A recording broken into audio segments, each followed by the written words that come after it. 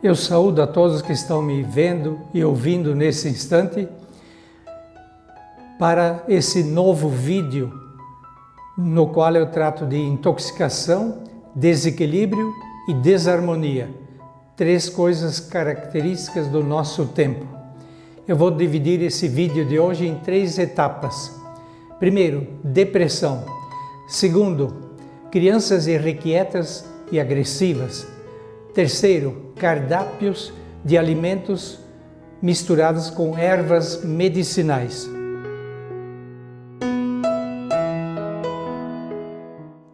Então vamos ao primeiro assunto, depressão. O que é isso? Todos sabem bem o que é uma depressão? Quais são as características de uma pessoa deprimida? Como se forma a depressão? Tem solução? Tem cura isso? Então preste bem atenção, tem muita novidade aqui. Eu fiz a pesquisa através do inconsciente, uma pesquisa profunda, muito séria, com o intuito de ajudar muita gente. Porque hoje toda família tem algum deprimido, algum parente deprimido. E às vezes depressão grave, que se torna irreversível. Então esse vídeo vai ajudar muita gente, tenho certeza. O que é depressão? É uma doença, um desequilíbrio orgânico caracterizado por abatimento moral ou físico, profunda melancolia, tristeza, medo, desânimo face à vida e ao futuro e falta de perspectivas. A depressão pode ser suave ou grave. Nesta última, a vida perde completamente o sentido e podem ocorrer suicídios. É uma doença que enfraquece e intoxica o cérebro. Preste bem atenção. Depressão é uma doença que enfraquece e intoxica o cérebro. É a doença da alma, dizia o escritor acertadamente. Já foi definida como o mal do século, no século XX. Então, é algo que está afetando multidão de gente. A pessoa deprimida costuma ter medo de tudo. Medo de assaltos, medo de andar sozinha, medo de perder o emprego, medo de se acidentar, medo de andar à noite. Então se isola dentro de casa, não quer falar com ninguém, justamente quando mais deveria sair de dentro de casa, em contato com a natureza e com a sociedade. Torna-se antissocial, triste, tímida, arredia e chora facilmente. O deprimido chora com muita facilidade. Em muitos casos, a depressão é de origem psíquico-emocional, originada durante a gravidez da mãe. Agora preste atenção, como se forma uma depressão? Como ela surge? Esta é uma pergunta muito importante a ser entendida e respondida se quisermos ajudar uma pessoa deprimida. As causas podem ser físicas, psíquicas e às vezes espirituais.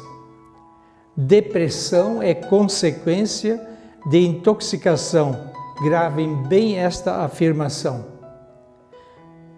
Portanto, toda pessoa deprimida é uma pessoa intoxicada em seu cérebro.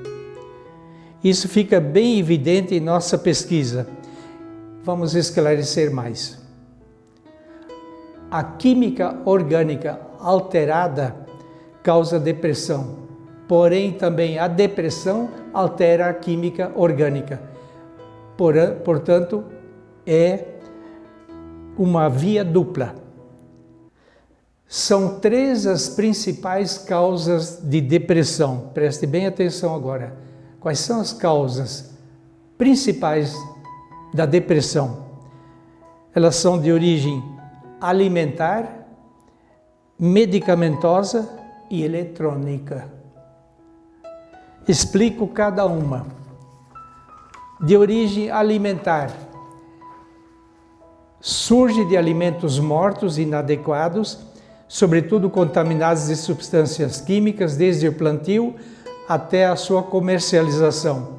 São adubos químicos, venenos agrícolas usados durante o cultivo, na colheita, na conservação e comercialização.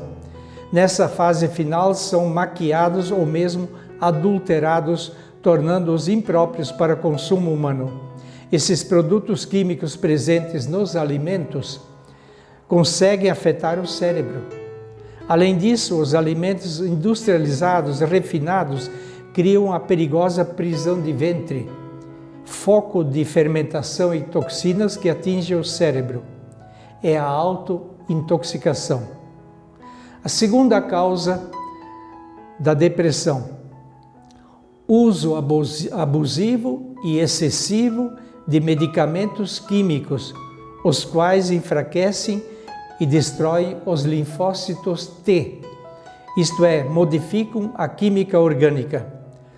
O cérebro fica intoxicado e costumam ser afetadas 3 glândulas vitais: a hipófise, nosso centro emocional, o hipotálamo, nosso centro nervoso, e o timo, a principal glândula da imunidade orgânica. Na pessoa deprimida, pelo menos uma dessas 3 glândulas é afetada, pelo menos uma delas. O sistema nervoso é particularmente atingido. A droga química é imunodepressora. Escutem bem isso, a droga química é imunodepressora, isto é, reduz a imunidade e a defesa orgânica. Terceira causa: intoxicação eletrônica, devido ao uso demasiado e constante de aparelhos celulares e outros eletrônicos, até pelas crianças. Isso causa depressão. Pouca gente sabe que isso representa uma grave fonte de intoxicação para o cérebro. Portanto, uma pessoa deprimida é uma pessoa intoxicada.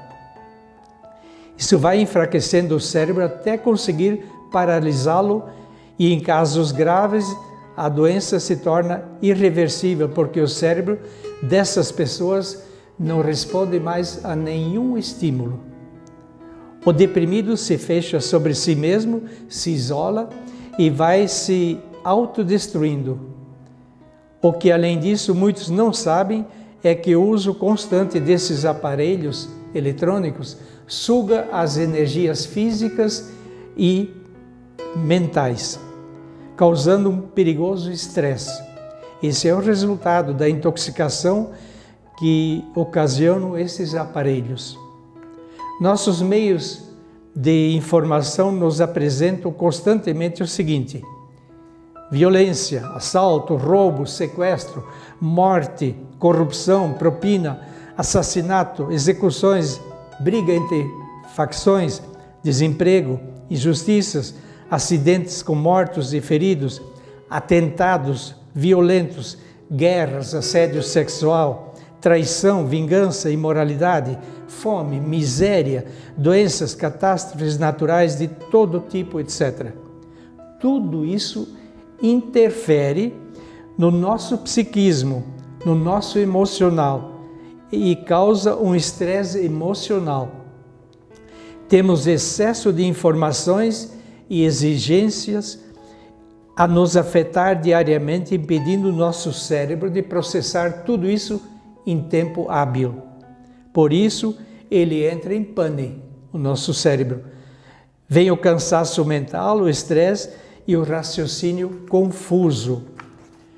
Na busca pelo ter e poder, o ser humano se lança numa luta desenfreada na qual vale tudo, ocasionando desentendimentos e conflitos emocionais.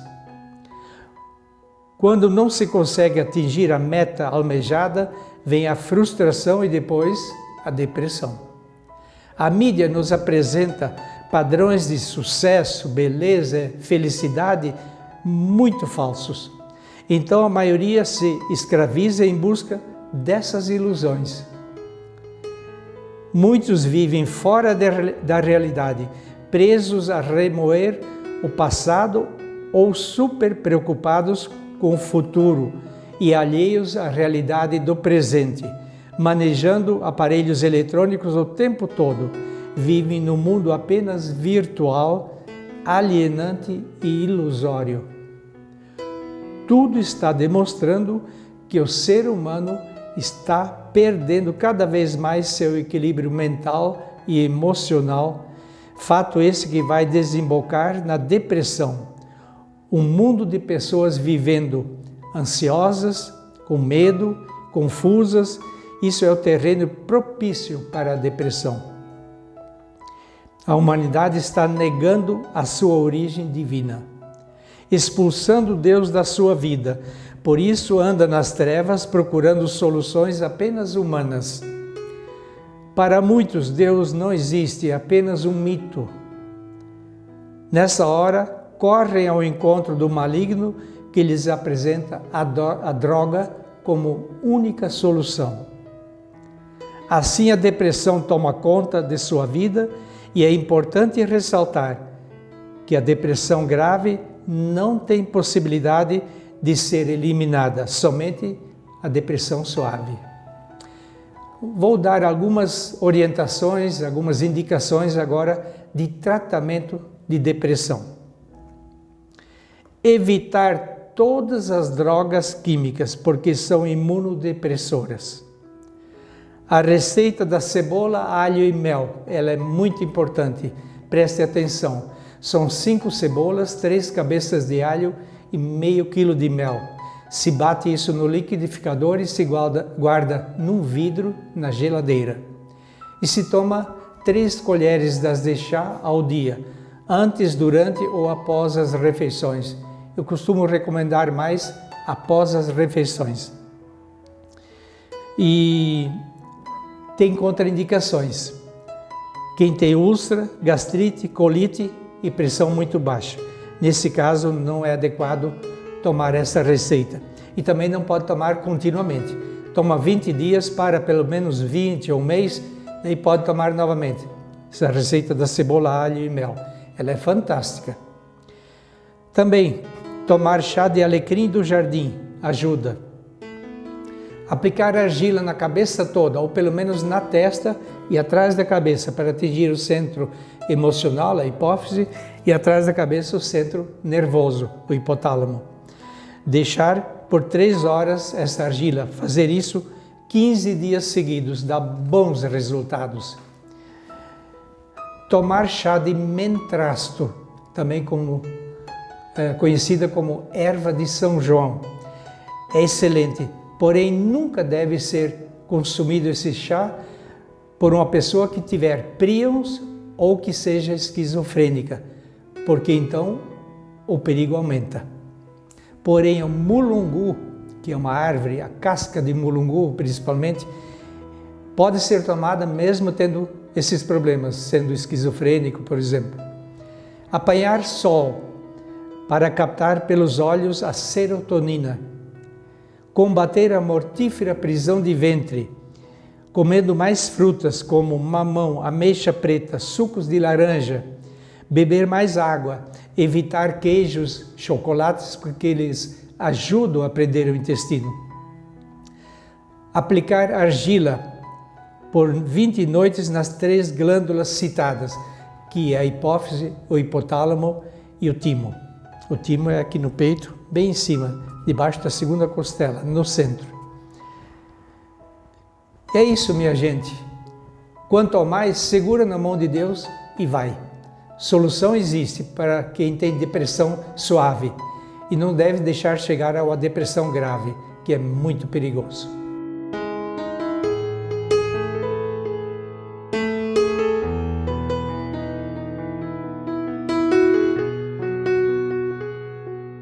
Vamos agora ao segundo assunto de hoje.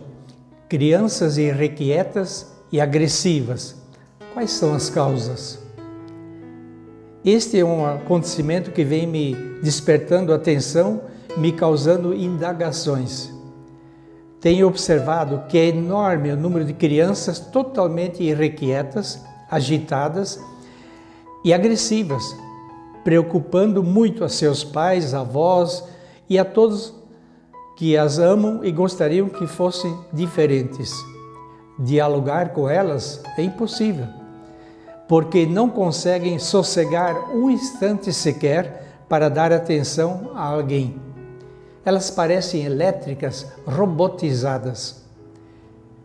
Elas tornam-se antissociais, egoístas, e se algo ou alguém as contraria, causam os maiores escândalos em público, seja onde for. É pelos gritos estridentes, por agressões físicas aos pais ou por descontrole geral do seu corpinho, que se atiram ao chão, começam a quebrar tudo que encontram pela frente e ainda às vezes proferem palavrões que surpreendem a todos os que estiverem por perto. É assim que essas crianças atacam, dominando seus pais, avós, tios, etc., e conseguindo o que quiserem. Isso não é novidade, muita gente está percebendo isso em muitas crianças hoje. Então eu vou descrever o que é isso, quais são as causas e o que fazer. Verifica-se nelas um descontrole geral do sistema nervoso e emocional. A ansiedade comanda essas crianças. São crianças incrivelmente ansiosas. Elas são vítimas de algo muito errado que está acontecendo com elas.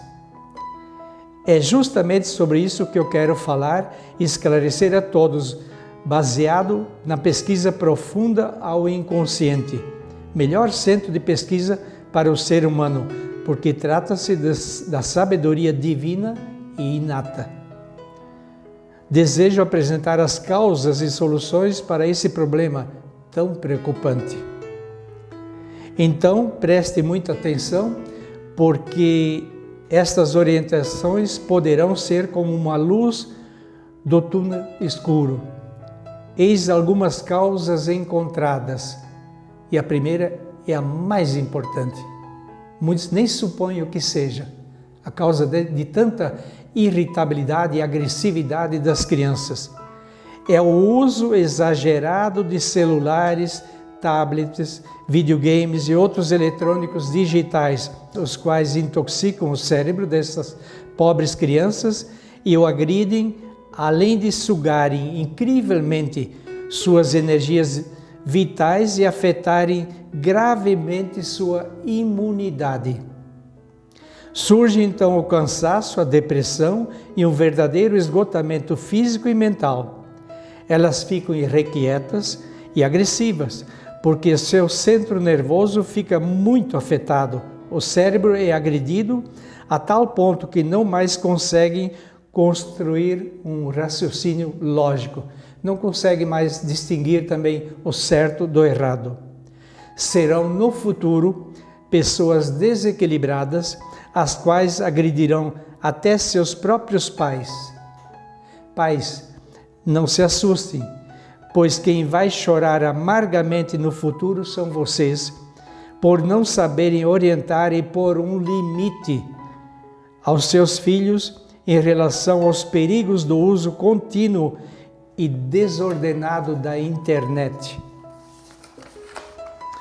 A ansiedade toma conta dessas crianças porque 3 glândulas vitais delas não funcionam direito, porque foram afetadas, a saber, a hipófise, o nosso centro emocional, o hipotálamo, nosso centro nervoso, e o timo, o órgão imunitário principal. Por isso surge o desequilíbrio nervoso, emocional, hormonal e imunitário. São crianças sem criatividade, sem controle de suas emoções e com o raciocínio prejudicado. A luz azulada do celular também é prejudicial aos olhos e ao cérebro, gera desequilíbrio no relógio biológico do organismo. Crianças e jovens estão se tornando viciados em celulares e dependentes deles. Dorme até com o celular na mão ou ao lado do travesseiro. Isso afeta o sono, pois além de perturbar o cérebro, suga energias orgânicas, prejudicando a saúde. Preste muita atenção nisso, pais, principalmente. Agora, ouçam as 2 perguntas que eu formulei ao inconsciente. Creio que essas perguntas estão na cabeça dos pais também. Qual a idade mínima para uma criança poder começar a usar um celular desses conectado na internet? Qual é a idade mínima? E a segunda pergunta completa essa primeira. Por quanto tempo a criança poderá usar diariamente esses aparelhos sem se prejudicar? São perguntas importantíssimas. Então ouço a resposta do inconsciente. A idade mínima exigida para uma criança começar a usar um celular desses é 7 anos. 7 anos, nunca antes. E mesmo assim, com 7 anos, só pode usar 30 minutos por dia, 15 minutos de manhã e 15 à tarde ou à noite. E o jovem só poderá usar esse tipo de eletrônico, o celular, 2 horas por dia, uma de manhã e outra à tarde. Quem estiver me vendo e ouvindo nesse momento pode dizer: eu não concordo com isso, isso é um absurdo. Eu respondo: absurdo é você desconhecer esses malefícios futuros causados por esses aparelhos digitais e ser pai ou mãe de alguém completamente desajustado na sociedade e desequilibrado, alienado, que não sabe dialogar, não sabe mais distinguir o certo do errado, que vive deprimido e desorientado, isto é, pesquisa de alto nível, que visa somente uma coisa: alertar e ajudar, nada mais. Não lhe custa nada acreditar nessas evidências já manifestas na família e na sociedade. Mas não é só isso. Há várias outras causas da irritabilidade e agressividade de muitas crianças. Preste atenção nessas outras causas que eu vou apresentar. Então, a segunda causa, carência de amor e carinho, indispensáveis para uma criança. Existem pais que não veem seus filhos acordados de manhã cedo e nem à noite quando voltam do trabalho ou de outros compromissos. A criança está dormindo quando saem de casa e quando voltam já está dormindo também a criança. Então isso é terrível. Terceira causa, às vezes não foram filhos desejados e planejados, mas são fruto de um descuido ou de uma paixão momentânea. Quarta causa, violência e brigas constantes entre o casal e também a separação do casal. Afeta demais as crianças. Quinto, excesso de açúcar na alimentação, o qual se deposita no cérebro e o perturba, deixando a criança irrequieta. Sexto, parasitas que afetam o cérebro. Os principais são 2, prions e o perigoso verme chamado Entamoeba histolytica, que desequilibram completamente o comportamento da criança. Há poucos dias, uma mãe e uma avó de uma criança dessas, completamente agitada, que não dorme direito, que tem comportamentos estranhos, irritada, agressiva, vieram me procurar. Eu fiz uma avaliação e eu disse: olha, essa criança tem um verme na cabeça que se chama Entamoeba histolytica, e ele sai com tratamento, com chás ou argila na cabeça. Isso é fácil de controlar. Porém, eu perguntei a idade da criança, 4 anos. Se a criança usa celular,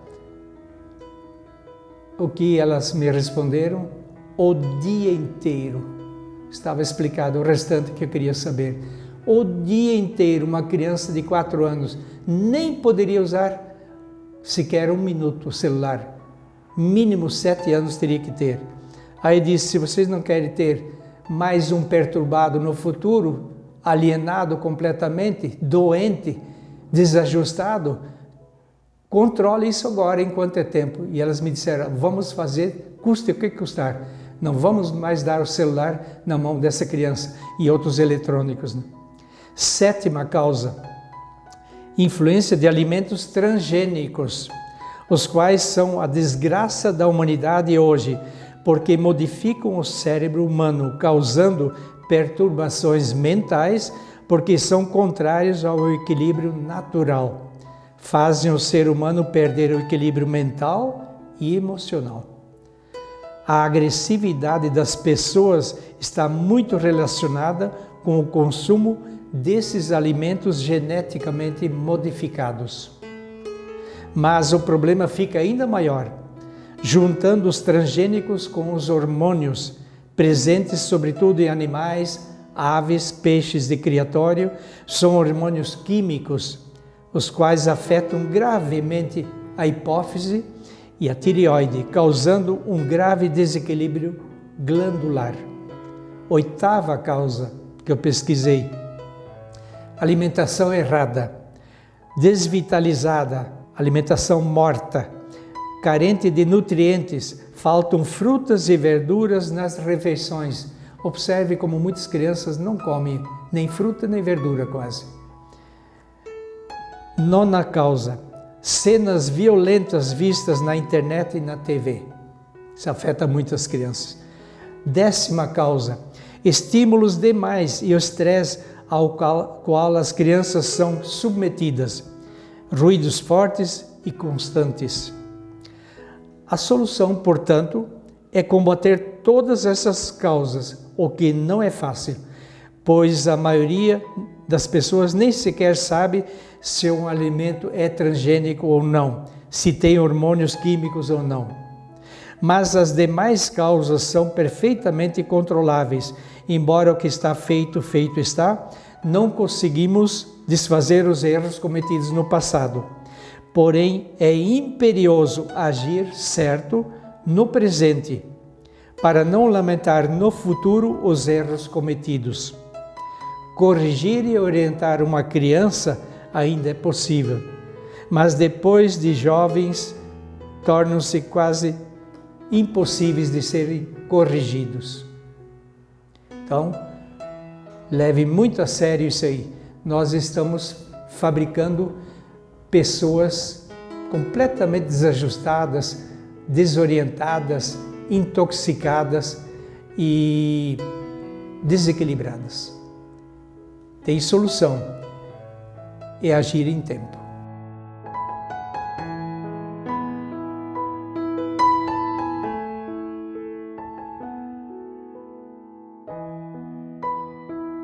O terceiro tema de hoje é o seguinte: comer ervas medicinais junto com a comida é saudável?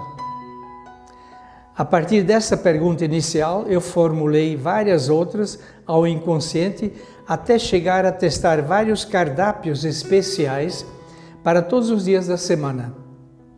Eis algumas perguntas e respostas bem claras que interessam a todos. Essa mistura de ervas medicinais na comida é importante para a saúde? Resposta do inconsciente: sim, é muito importante. Pode-se misturar essas ervas com temperos e quantas de cada tipo? Pode-se misturar até 4 ervas medicinais e 3 temperos numa mesma refeição. Qual a quantidade de cada espécie a ser misturada? 1 grama por pessoa. Isso é apenas uma pitadinha. E, portanto, se a refeição for para 4 pessoas, 4 gramas de cada espécie de erva e tempero. Pode-se usar qualquer parte da planta, dependendo da espécie? Sim, pode-se usar raiz, semente, flor, folha, fruto.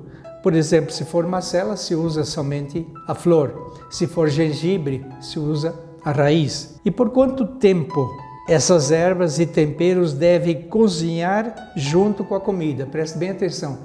Quanto tempo deve cozinhar junto com arroz, o feijão, etc.?